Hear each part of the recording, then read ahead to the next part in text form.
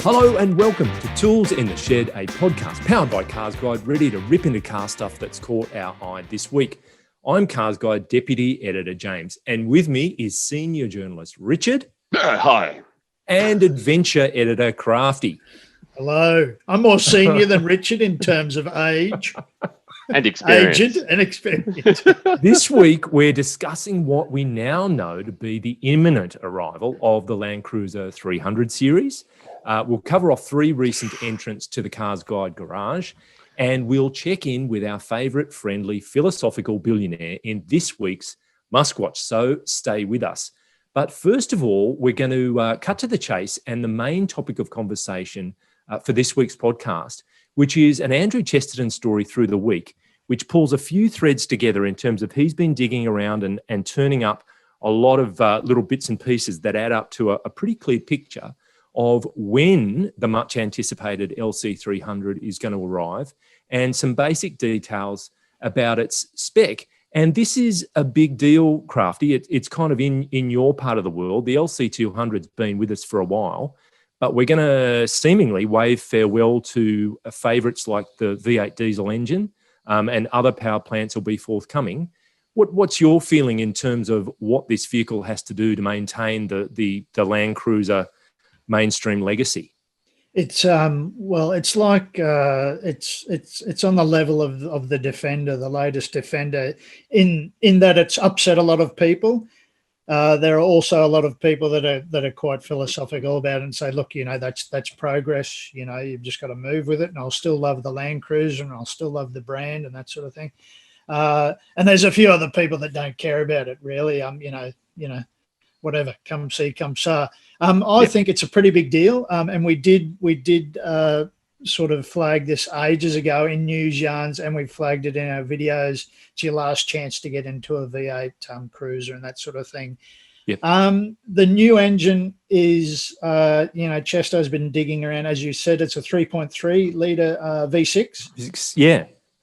More power and torque according to Toyota, but I mean, we'll only find out that sort of stuff closer to the sort of release date next year, I believe. And that's part of it, by the way. Sorry to just drop in there, but Chesto's latest mail out of Japan is in the domestic market. It'll be April 2021. Dealers have been told to be prepared and ready to receive and order stock and all that kind of stuff, which would potentially mean about a September or so arrival here next year. Bearing in mind sort of supply chain issues and whatever else that are sort of fallouts from COVID times. With technology as it is, I can't see a drop to a V6 being a great, and especially when they're saying it's more power and torque. I can't see it being an issue other than in sort of hearts and minds of traditionalists. Yeah. And I got to admit, I'm a little bit sad to see the V8 go. Obviously, with Toyota tax on second-hand vehicles as it is, Toyota tax being the informal resale value is always so high.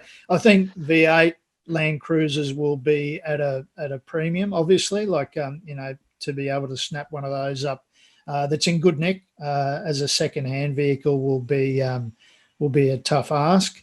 But it's the future, JC. And that's the way things go. And I mean, smaller capacity engines producing more power and torque.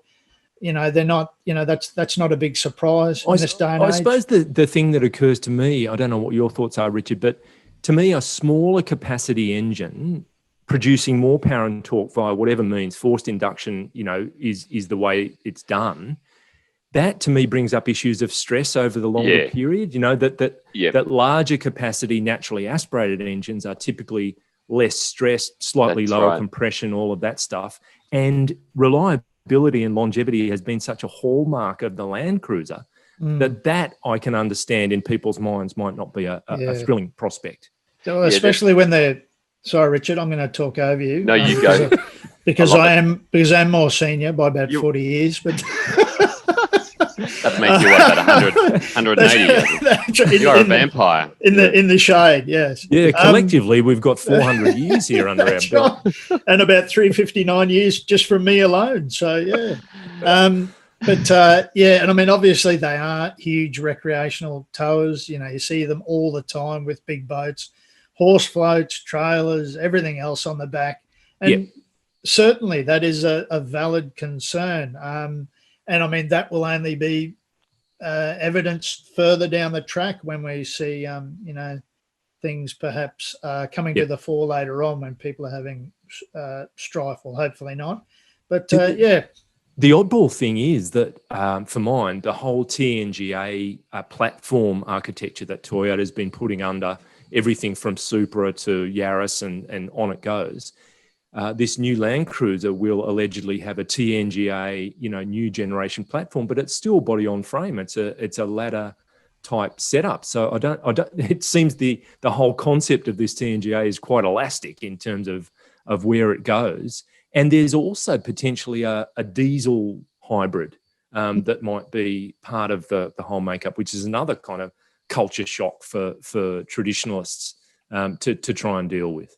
Yeah, no, absolutely. But they've shown that they can do a good hybrid in the RAV. You know, that's a great driving vehicle. Yep. And that platform has proven pretty appealing to you know, most everyone. But we'll see, I guess. Yeah, I mean, you got to rattle the cage with these sort of things. I mean, this is an iconic vehicle. It's a big flagship vehicle. It sets the tone quite often for not only the brand itself or the, you know, or its stablemates of SUVs, four-wheel drives, but for the market, for the entire market. And as we all know, this is a massive market now. You know, four-wheel drives, off-roaders, utes, all these sort of things that have work and play sort of appeal. It'll be interesting to see. Yeah, they've always got to rattle the cage. A lot of people are going to be upset. A lot of people are going to be indifferent. A lot of people are going to be happy. So, yeah, we'll see. Well, I mean, it's not Toyota's first rodeo, is it? They've been around for a while, and I suppose they know their customer base globally pretty well. But this one, Chesto again has unearthed some dimensional details. It's going to be bigger in almost every key dimension, he says. And I don't know about you guys, but when I'm sat next to a LandCruiser in anything other than another big SUV, it is a pretty big beast. So to make it even larger seems like another pretty courageous gambit. What do you make of that, Richard? I mean, when you're strapping your little boy in, it's a large vehicle. I've spent years of my life falling out of Land Cruisers because we were a bit of a Land Cruiser family, and not only that, we're a bit of a hot rod family. So what we would do is we would take drop an LS1 into the Land Cruiser. Well, we're a 350 Chev in those days. So we would actually put 350 Chevs in them, a 350 turbo transmission. We'd jack them up and we'd put like balloon tires on it. 9-inch rear end, the whole bit. So I spent years falling out of, you know, Land Cruisers. But what I was going to say, and look, there's nothing bigger than a Land Cruiser on the road, really, unless you're talking about patrols and, you know, the equivalents like that. But the thing is that there are a lot of traditionalists, but Toyota is famous for these really, really long model lives. I think this 200 series current one came out in 2007, which is... You know, that's 13 years. It's a long time, but not in Toyota terms. Like, you know, you see how long, you know, it's taken for the 86 to get updates and stuff like that. RAV4 as well. So they're famous for, you know, having these long model lives, which is really good for resale value. It means that if you're selling the current one, it's the same as the one which came out in 2015 and 14 and 10. So, and look, this resistance that you get to new models, we see it all the time. And I remember when the current Land Rover Discovery came out, and everybody was complaining about the shape, and it was losing its boxiness. And even journos, you know, we went to motor shows overseas, and we spoke to the designers, and we were like, "What are you doing?" But you know, in a lot of ways, the car manufacturers now really do have their fingers on the pulse. They know their customers very well. Sure.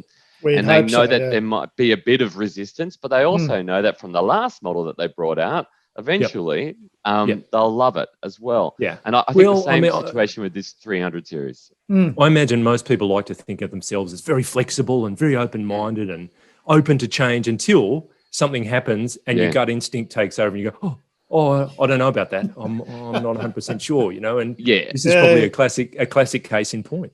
People don't like change, especially when it's to their favorite car. And the LandCruiser in Australia really is a favorite car. The hybrid, I think, scares the willies out of everybody. The potential of a diesel hybrid in the LandCruiser. Oh, yeah. The traditionalists I've spoken to on, talkback radio, have declared that's your own show too, isn't it, Richard? It's just called talkback radio.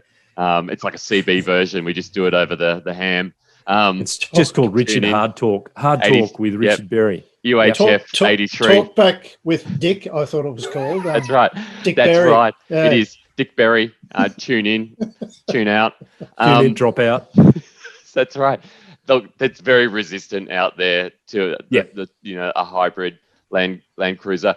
And it's all about concerns about its capability. Toyota is concerned about how people are going to feel about this. But we've heard, the vice president of Toyota Australia marketing, Sean Hanley, say that in no way will we ever bring out a LandCruiser where the capability will be compromised. Yeah. And to your point, Crafty and JC, if anybody can do a hybrid, it's Toyota. They've been doing them now for 20 years and they've mastered it. So if there's anyone that I really trust to do a hybrid LandCruiser properly, it's definitely Toyota. Well, I suppose the other thing is there'll be some changes that would be hard to be negative about, in that it will be updated in terms of, presumably, it's electronic architecture. So things like multimedia will be vastly improved. Safety will be much improved. The safety sense package will presumably wrap in AEB, and you'll have your Apple CarPlay and your Android Auto and all that stuff. It's going to be a little bit more expensive, allegedly. We've become spoiled, I suppose, by new models arriving with no change or even a marginal upward shift in the price. But this one, Chesto is guesstimating around $7,000 more. When it ultimately arrives. So there again, you're asking people to pay a bit more, but it looks like there'll be more in it. Quite literally. It's needed. Yeah. It needed this technology update for years as well. Like getting into a LandCruiser today, the current generation, is like getting into one 10 years ago. This really hasn't, although there's been updates along the way, which have been fairly significant. Well, Toyota, as we know, can be guilty of doing the bare minimum to sort of keep people.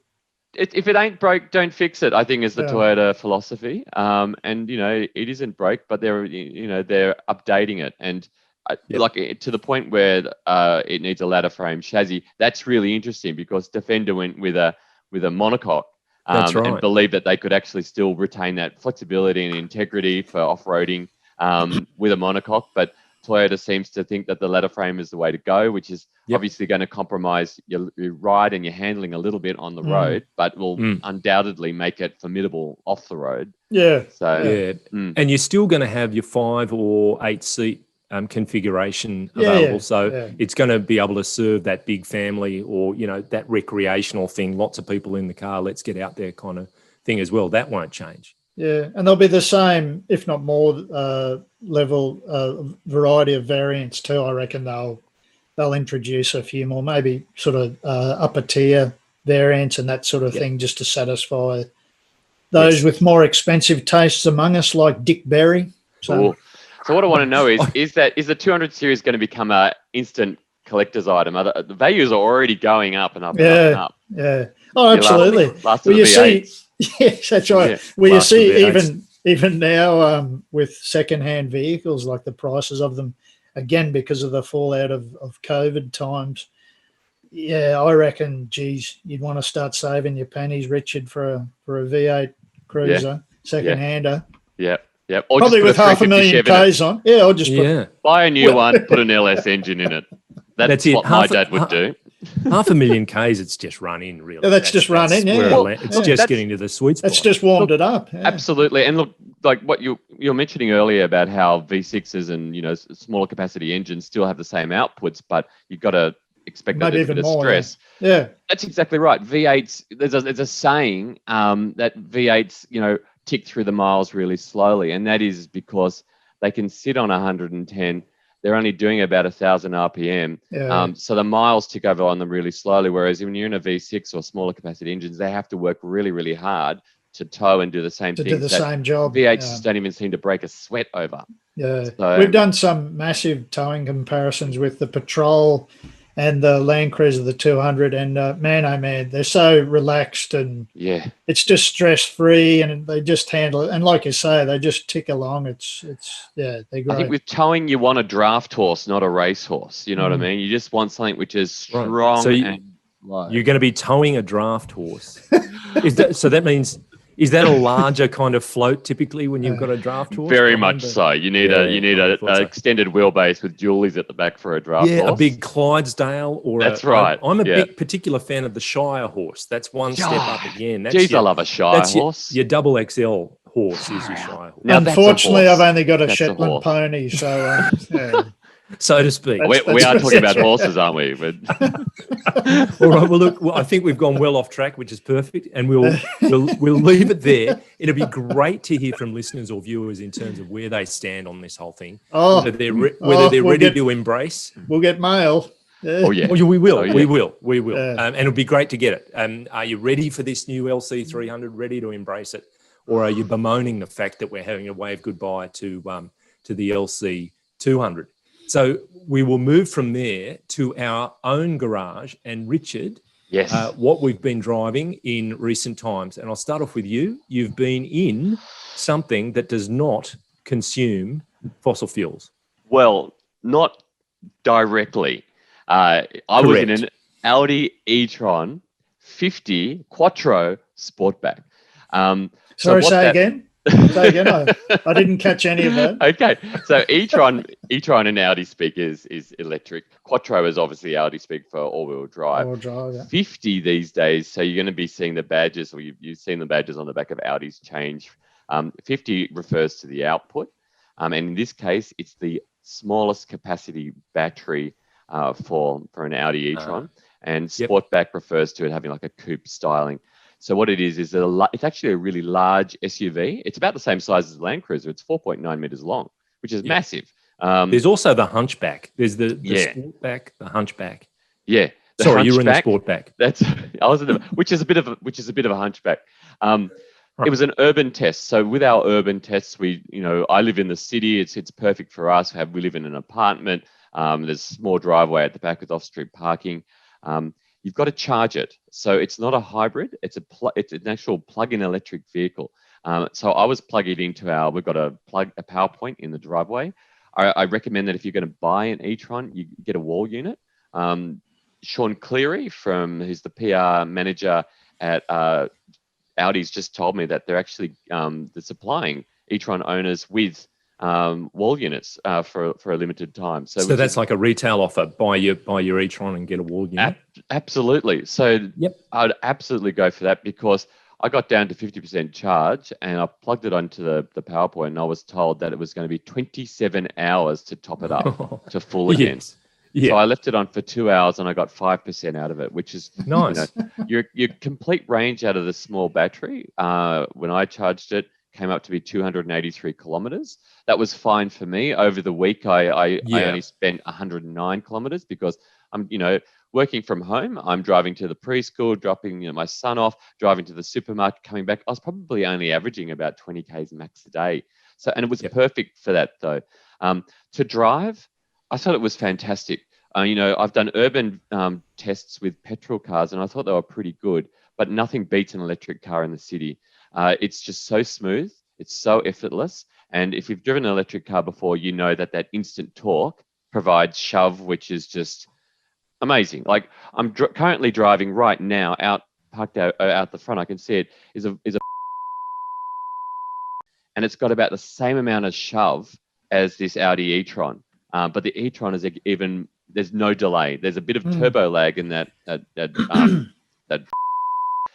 but there's no lag at all in the e-tron. So it's unbelievable, isn't it? It's just something you have to experience. Like it's just crazy. It's out of this maximum world. torque at step off. Yeah, That's right. Yeah. You don't have the sound of the engine, but you do have good handling because the batteries are all along the floor of the car. It's a really large, practical car. Do the batteries roll around much, Richard, being on the floor of the car? Look, they roll all over the place. Double A's. They're all double A's. It's really a heap of them. Bags full of triple A's just rolling around. Double A's everywhere, all over the place. They get under the accelerator pedal. It's very frustrating. Got to be careful. And look, just don't lick them. No, don't. Whatever you do. $148,000. Now you're putting an idea in my head. That's $148,000. It's pricey, but not really for a large Audi.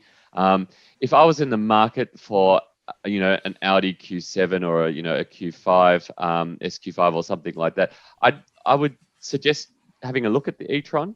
It does everything that a regular large Audi does, but of course there's zero emissions. But you plug it into your PowerPoint, the electricity's got to come from somewhere. In Australia, we're not known for our electricity being produced by renewable sources everywhere. So it's not completely green until the electricity that's being generated is from a green source. Correct. So you're only talking about zero tailpipe emissions, really. That's right. But apart from, I'm sure Australia will get there eventually. But a very, very good, one of my best urban drives ever. And good.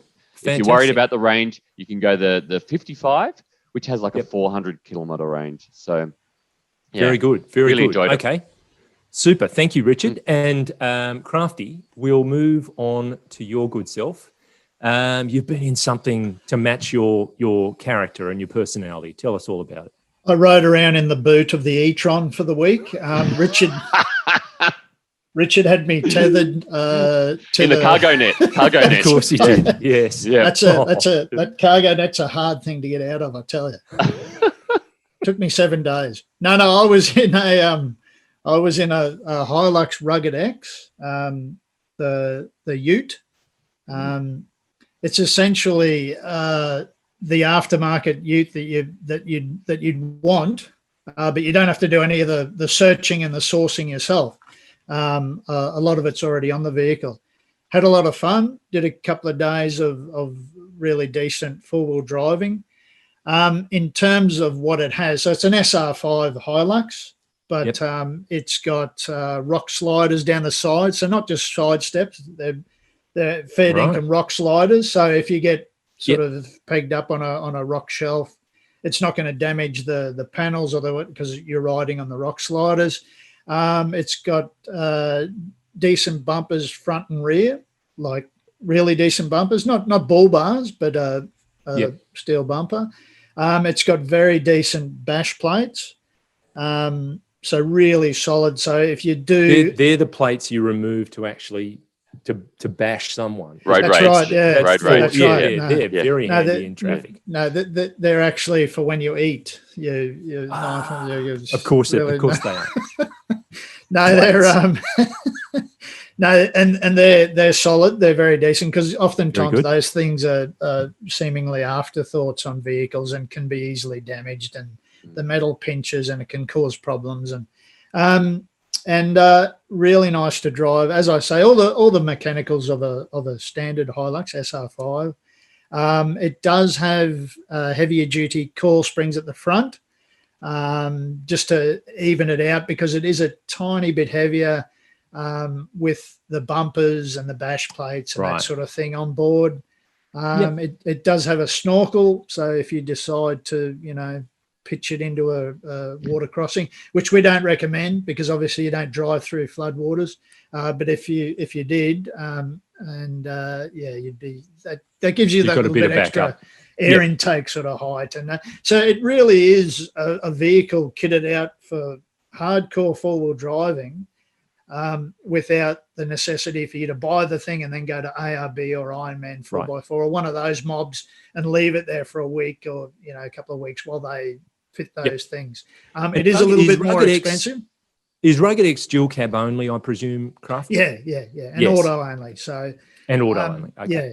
And there are a few sort of branding things around. I'm not a big sort of branding, like it's got Rugged X on the bonnet and it looks good. But as I was saying, my yarn, what do I know about looking good on the middle-aged bloke with a tub gut? So, and a receding hairline.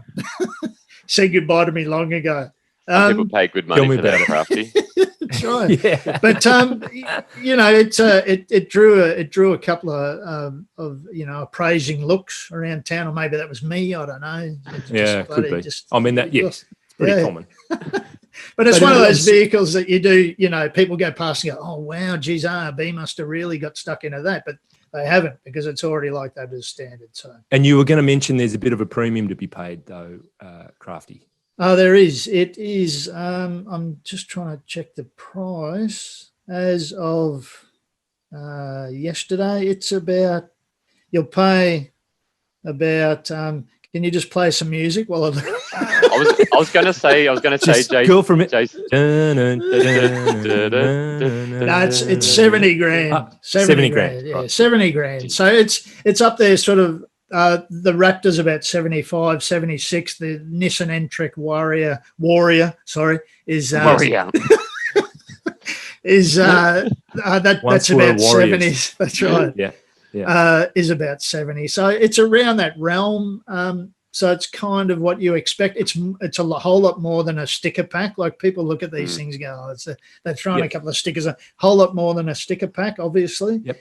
It's got some really decent gear on, and gear that you would have to pay anyway above and beyond your SR5. Well, that's what I'm going to say. Just at a rough estimate, do you think to go and do what's been done to this vehicle in the aftermarket, you'd be worse off financially? It offers an advantage from that point of view, I reckon. Yeah, I think so, because maybe fitment and those sort of things and sourcing things, and also the time and energy it takes. Some people love that stuff, and I mean, we all do, but there are times where convenience wins out over, indulging your passion to various bull bars. So. I like the fact that it's all sort of genuine Toyota parts as well. So, when you go to the aftermarket, there's always a risk that it might compromise your warranty, or it might do something to the balance of the car, or, affect your the way the airbags deploy, or exactly. And that this has been sort of fitted by Toyota. So, yeah. Well, that's a problem with regards to things not being compatible with safety. That's far less of a problem these days, because these mobs are sophisticated, sort of in terms of fitment to to match your vehicle and within warranty. But definitely, and like I said, these are real solid products. I mean, the rock sliders are fair dinkum, the bash plates are fair dinkum. The coil springs work really well just to settle it all down. Wow. And that was without a load. And over, corrugated tracks and that sort of thing. I've just really got an image nice of the vehicle you've returned to Toyota, Crafty, with scraped rock rails, bashed bumpers, indents, just this smoking heap back in the car. That's right. I've had cars after Crafty where it smells so strongly of dog. And yet I don't have any dogs. That's amazing. And I've had to turn around just to make sure there's not one sitting there in the back going like that. Yes, well, we won't go into how your e-tron nearly killed your cat, Richard. Oh, my goodness. Yeah, there's a story. It really, really did almost kill the cat. And it scratched up my face as it tried to get out of the boot with me. So, all right, now, look, thank you, Crafty. That is, that's terrific. I'll finish things off with, I had the opportunity, it was late last week, I want to say, to drive the GR Yaris, Toyota GR Yaris. Much anticipated. Thanks, JC. Right, moving on to the next bit. Yeah, it's finally arrived, and just to give you the kind of basics, just under $50,000 Australian before you put it on the road. It's a 1.6 litre turbo 3-cylinder engine, 6-speed manual, all-wheel drive. That little 1.6 develops 200 kilowatts, which is about close to 270 horsepower from a 1.6 litre engine. 370 newton meters, which not all that long ago was kind of V8 territory. And it's lower, it's wider, it's a new platform. It's basically the front of the Yaris and the back of the Corolla put together. That's because they've swapped out torsion bars and put in a much wider track and a multi-link setup at the back. It's 1,280 kg, and it has a carbon roof, alloy bonnet, doors, tailgate. It's amazing. It is. I gave it, for the drive section in my written review, I gave it 10 out of 10 because it is just so engaging and involving and responsive. It's such a joy to drive. It's absolutely brilliant. The steering, the all-wheel drive system is seamlessly doing its thing. You've got 3 settings. I think normal is 60/40, front wheel drive focused. And then you go to sport, which is 30/70, and you can really feel that rear wheel kind of bias. And then 50/50 for the track, for a track setup. And I just loved it. It's also surprisingly compliant. You get that dynamic response, but I think it's the hallmark of a really well-tuned suspension when you don't pay a penalty in terms of a really harsh ride. The steering is so communicative and direct, and yet you don't get any harsh feedback through that either. The clutch, the gear shift, the relationship of the pedals, you kind of old school heel and towing down into corners. The brakes are really professional grade, I absolutely love this thing. And early on, for the first batch, Toyota reduced the price dramatically. I think it was just under 40 grand for drive away. And they all went within a week. And then they got another 100 and tipped it up a bit. They all went with a few weeks. Now the next batch that will come next year, it's going to be full price. But even at that money, it's such a great car to drive. Do you think, JC, that Toyota's surprised at how popular this is? I don't know. Look, the genesis of the car is that they've gone full on factory back into the World Rally Championship. Yeah. And they've had success there. Their first year back, I think they won the manufacturers, and last year they won the drivers, and they're leading this year. Yeah. So it's all about that, and they've got to homologate it. So they've made this car, and it's just brilliant. So they might be surprised or not. I really don't know, but it feels like a roadified competition car, but it's been done very well. Oh no, I saw your video, and you begin with the price, and I instantly thought, oh my God, $50,000 for a Yaris. But then knowing your background in, driving on tracks and your experience with sports cars and the way you took us through it, I was like, okay, this is actually turning out to be worth pretty much every bloody cent. The sound that you left out the sound as well. Like in the video, you sort of downshift and you hear it go, and it was just for a 3-cylinder engine. It sounds so grunty. There's a couple of people. One person made a comment on the video that there is some audio assistance inside the cabin. Yeah. So they pump it up a bit. I got to say, I'm as easily fooled as the next person. But when I was driving, I did hear a lot of genuine engine noise and the tailpipe. I'm sure there's some enhancement that's clear, but it sounds great too. You're right. It really does sound great as well. Watching it come out of those corners, and you were talking about the all-wheel drive. As it comes around the corners, you can see the back hunker down, and then there's another sort of hairpin corner. It just looks really good on the road. Well, you're feeling like a hero because actually the car's like a swan. It's all serene on the top, but these things are madly happening under the surface. Yeah. To shuffle the torque, it can theoretically put 100% of torque drive to either axle. Yeah. But it is always adjusting, and you just sort of somehow sense it doing that rather than consciously feel it. You just know that it's got things under control. It's so well buttoned down. It's such a great car. Toyota are good when they want to be, aren't they? They can make something like a Camry, which is the world's most sensible car, or arguably world's most boring car, and then they come out with something like an 86 and the GR Yaris. Yeah. Well, the rules, I'm led to believe that the rules for homologation for 2021 mean that the road car that the competition car is homologated from, there has to be a much closer relationship. So that's why they've created this car in the first place and packed in a lot of this tech. Excellent. Because it's actually going to find its way into competition. The seats are great. I could rave on forever. I really rate this car. It's so terrific. 0 to 100, what's it? Well, that's interesting because Toyota claims 5.2, which is pretty rapid. Hell yeah, that's Mustang. That's GT Mustang territory. Well, so Neil Bates, who's 4-time Australian rally champion, long-term Toyota collaborator, he had some data from a customer, bog standard car, who'd got in nice and early and had their car and had been to the Heathcote drag strip in Victoria. which is not one of your very highly, traction compounded. It's more your outback kind of drag strip. And they got a 4.7 straight off the showroom. And driving it does feel that quick. It really goes like a cut cat. Terrific. I just love the fact, JC, that car companies are still making cars that drivers love. Yeah. And the danger is, and we've all been in one, you feel so far removed from the experience that it may as well be, I don't know, virtual reality. Yep. So, it doesn't feel like you're part of the whole drive experience. I like the fact that, car companies like Toyota are still doing cars that really, it's really physical. Yeah. The gear shift is so nice, and the clutch is beautifully weighted, and it's like a short stroke brake pedal, and it sits just right with the accelerator. But you go, this is made for people who enjoy driving. Yeah, I felt that way about the 86 as well. Yeah, but you think about the evolution of some, for example, BMW M cars. The original M3 was a bit like this one. It was very physical, very involving.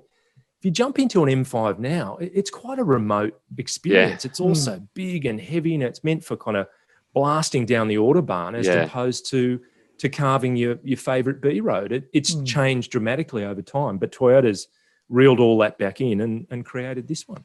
Yeah, I find that often with a lot of really high-end prestigious cars, you're so far removed, and there's so much technology between your hands and your feet in the road that sometimes I think a bit of simplicity offers a much better driving experience. It's true.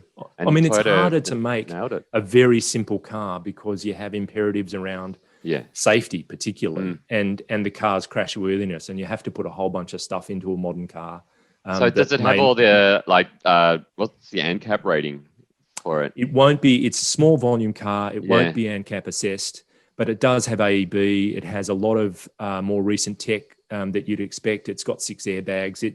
It's not shy in terms of its safety kit either, but they've got it to 1,280 kegs. So it's not a super lightweight, but it's sure they've shaved weight off wherever they can. And fuel economy, is it through the roof? Can't recall on that just at the minute, but no, it's not extreme. And of course, it's always going to depend on how you drive the car. I would have consumed a bit of dinosaur juice the other day, because if you're really enjoying the car, that's the price you pay. Yeah, exactly. Yeah. So there it is. JC, sorry, is that the first 10 out of 10 you've ever given? Like, did you For officially give driving? it 10 out? Yeah.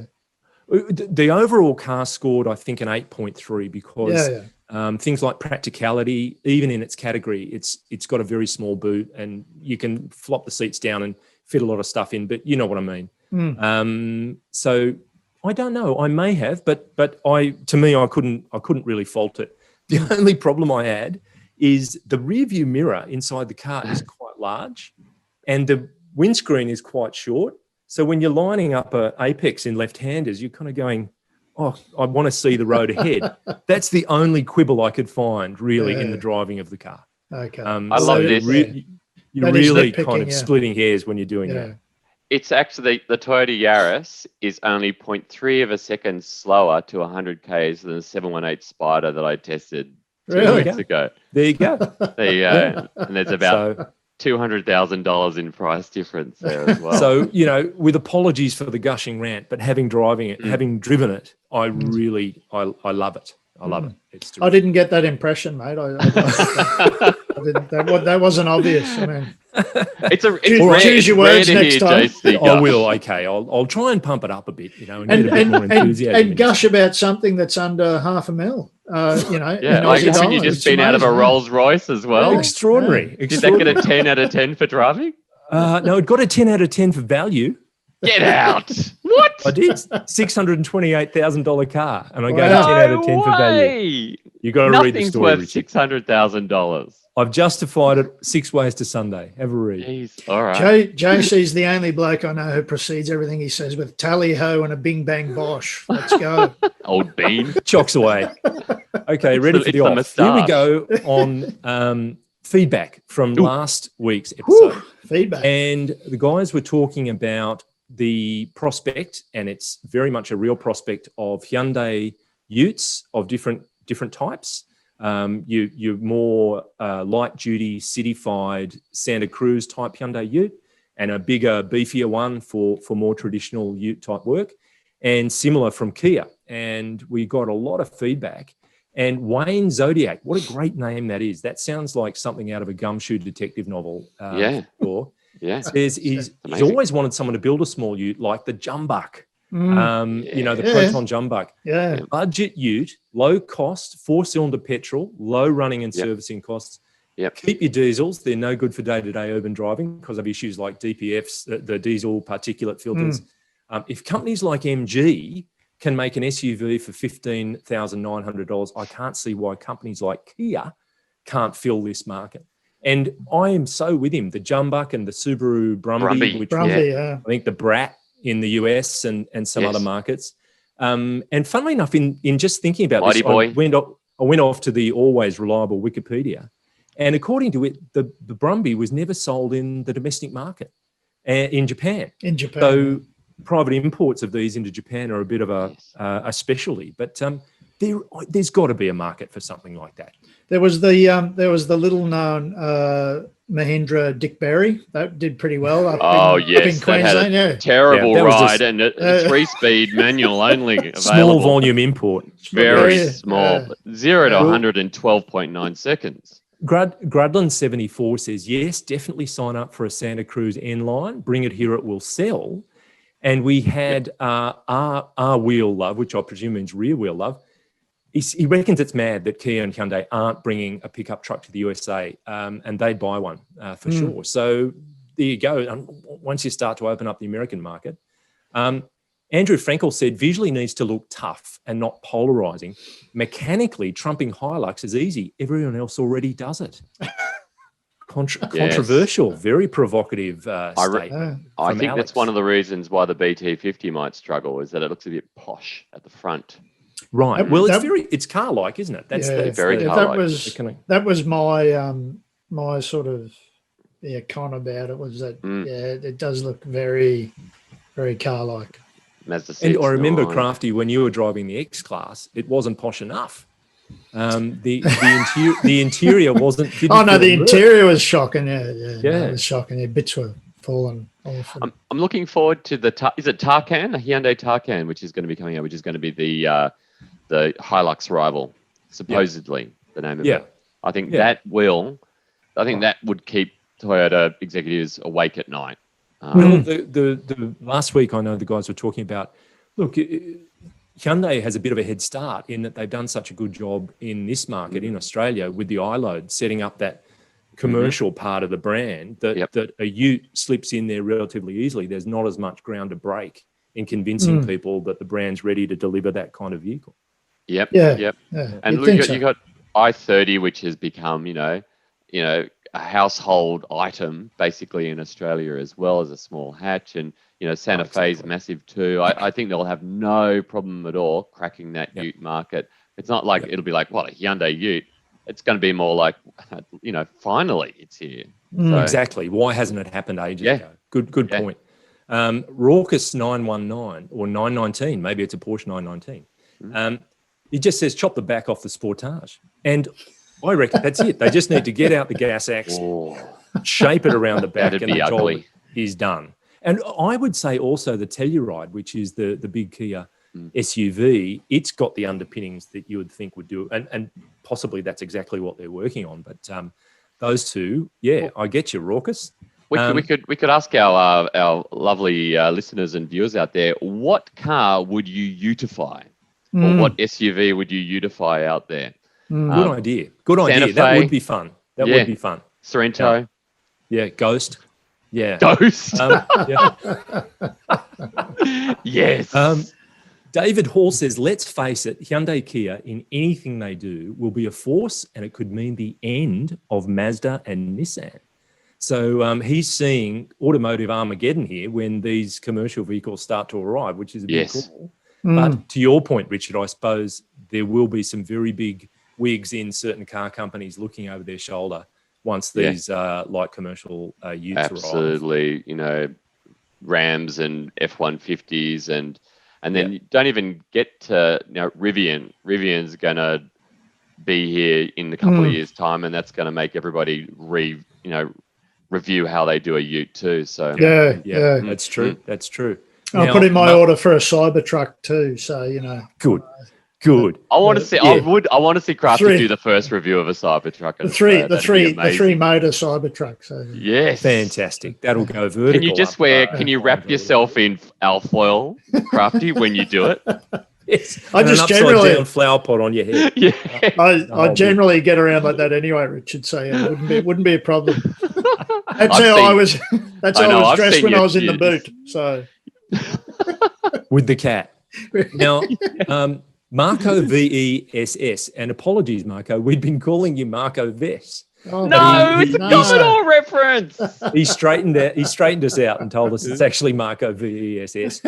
He says, despite that, he says, love your work, as always, but this week's episode left him feeling depressed. What? With all the ute talk. He says there's a VES V6 ute in his modest fleet, and he has no interest in replacing it with any of the current ladder chassis, leaf spring, drum brake, diesel smoke utes. I agree. Says, bring on the Ford Maverick, which is Ford's little ute, potentially based on the Bronco Sport, the little Bronco, which looks great. He says, thankfully there are bright spots like the GR Yaris, and BRZ, and he's hopeful our electric future will bring some spark back. Oh, that's a great good one. I see what he did there. Nice. To the new car market. So he's hopeful, yet just disappointed by what's on offer right now. That's just my state of being 24 hours a day. Most of the time. Hopeful but disappointed. Well, you're not alone. So thank you, Marco VESS, or we prefer Marco Vess. Now, and De Cook has finished us off with, if not for bloody GM, and I'd say points for use of the word bloody there, because I know De Cook, if he's not German, he's spent a lot of time in Germany. So Aussie already. And welcome to Australia.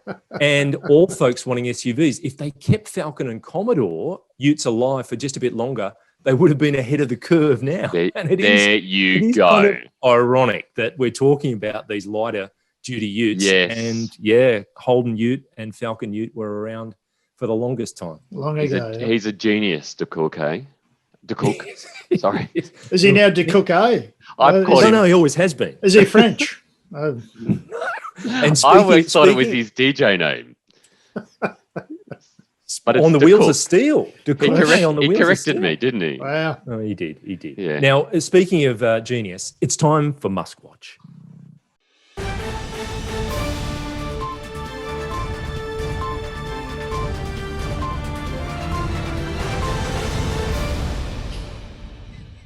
Now, look, the dear leader has been busy this week. He tweeted simply, "Happy Thanksgiving." That's all he said. Happy Turkey Day. It's a nice thing to put out there. And Edian just said, "Die." In response. And I looked at this person's profile and it just says, "Hello, I don't tweet much." Wow. Nasty Hero said, "Sadly, Elon Musk cannot celebrate Thanksgiving, neither the American nor the Canadian Thanksgiving, because he was killed in a botched robbery on June 23, 2020. Tesla, SpaceX, Boring Company have been using a body double to hide the truth, but the people deserve the truth." That's amazing. Wow. So that deserves some further investigation, and I'll certainly get on that. Alan said, "Please make anime girls real." This is in response to Happy Thanksgiving, mind you. Abdullah Majali said, "Hello, good night. I'm happy to be a friend with you. I'm from Jordan. Can you help?" FKFJXJ said, "P.S. Pick of the Giga conference room sleepover fun, or it didn't happen." And that, I thought, what's all that about? And apparently earlier in the year, the Berlin Gigafactory, he slept in the conference room. So FKFJXJ wants to know what went on, and he wants pics. And he says, PSS, listening to Don't Doubt Your Vibe. And it's Ace. And I'd missed that one too. And back in January, apparently, Elon made another song on SoundCloud, and it's called Don't Doubt Your Vibe. We might, if we've got it, run just a little bit now for we allowed to? To hear. I think just a quick grab.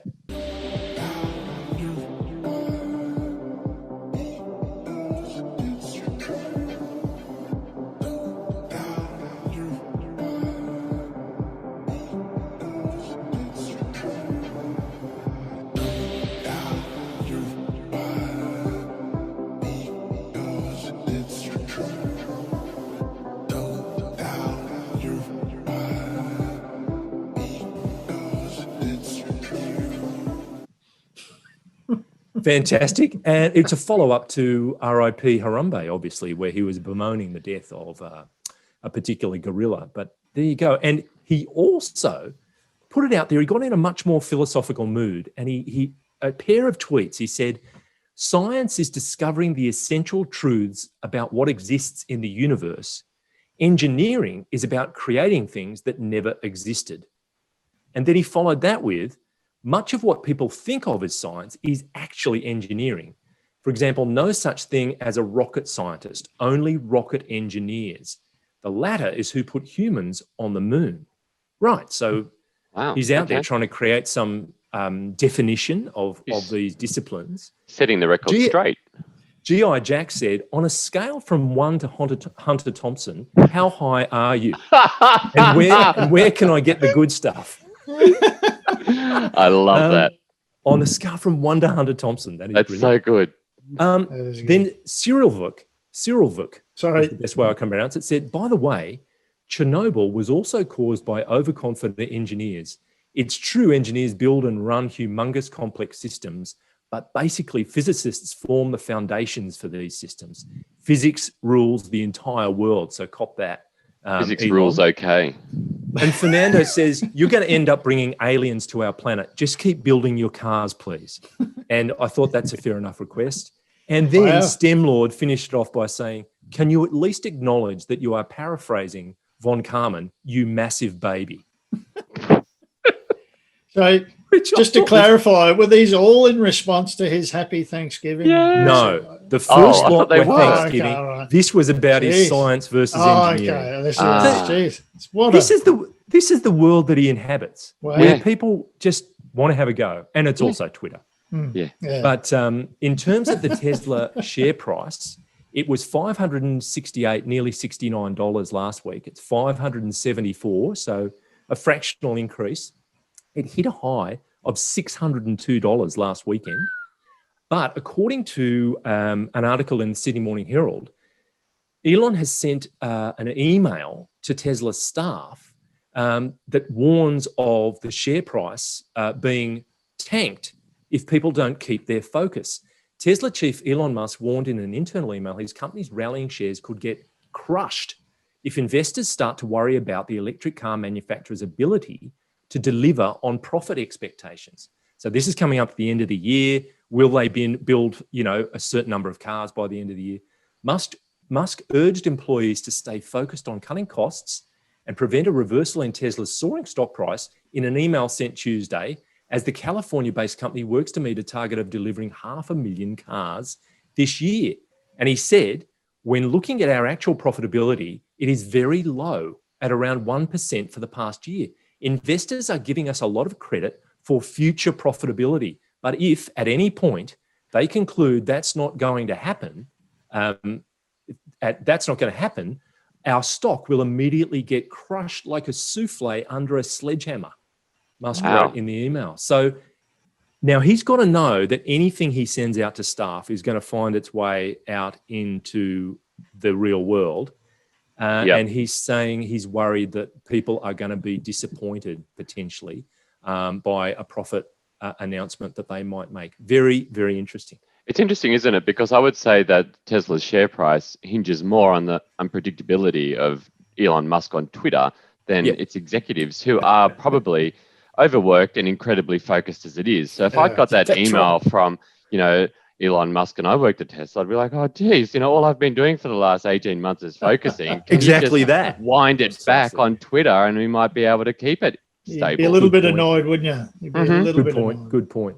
All right, well, with that little slice of madness, we have reached the finish line. And I want to say thank you, Crafty. No, thank you, JC. And thank you, Richard. It's always a pleasure. Thank you. And thanks to our Chief Creativity Analyst, Head of the Oyster Floating Committee and Repercussions Advisor, Mr. Pritchard, for his slick work on the buttons and sliders. Unbelievable. Today, he's wearing a T-shirt saying, "Beauty is in the eye of the beer holder." Heated pants and fish flops. What? Yeah. What are fish flops? Amazing. It's all there. Let us know your thoughts. You can find CarsGuide on Facebook and Instagram, or email us at comments@carsguide.com.au. If you're an Apple Podcasts listener, please rate and review us. Remember, you can also watch us on YouTube. And if you are already, make sure you subscribe to the CarsGuide YouTube channel so you can stay on top of all our latest reviews. Go on. It's good viewing. Before we go, a reminder that tomorrow is used car dealer day. So don't forget to wind your clocks back. Oh, I actually thought. Nice one. Yeah, no, Yeah, that's for a that's second. Then I was thinking, good one. is it? Is that an internet?